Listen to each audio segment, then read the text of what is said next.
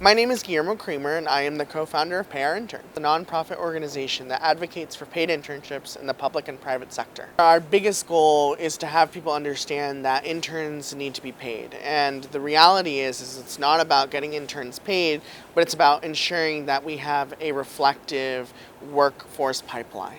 So Carlos and I were both former unpaid interns. Collectively, we did about 5 unpaid internships. And ultimately, we both recognized the indifference that existed when it came to those who were working in the unpaid internships. Primarily, they were students who could afford to do it, and that, to be honest, meant students that came from privileged backgrounds and were predominantly white. So we wanted to tackle that issue. We felt that we wanted a more reflective workforce pipeline and a more reflective democracy. We knew that if individuals were offered paid internship opportunities, then those who were doing it on Capitol Hill could then one day work on the Hill and then one day maybe run for office. As a nonprofit, we do a lot of fundraising through grassroots. So we have a lot of donor dollars that come in from some individuals that look just like me and you. But we also get money from foundations. So we launched in November of 2016.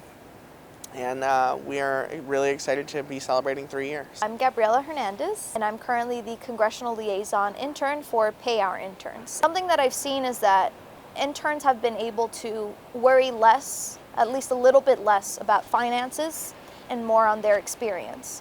And seeing someone being able to focus more on their passion and strive for what they want the change in the world to be, seeing people able to focus on that because of work that your organization does is amazing.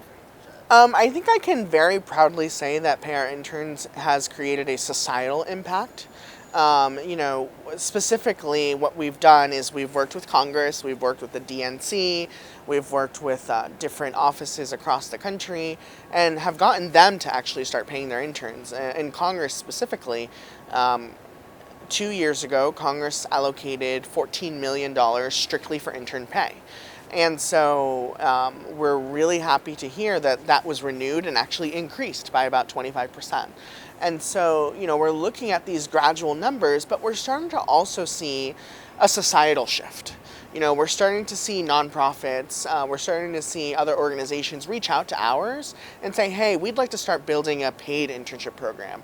What are some guidelines you provide? So we're starting to see that people are speaking up about this issue and employers are starting to recognize that they need to be ahead of the curve. We decided to start Our Interns in Washington, D.C. because we understood that the mecca of internships really was Washington. When you look at the Hill, for example, the Hill runs on interns. It's really tough to put an exact number on how many interns Our Interns has specifically helped out with.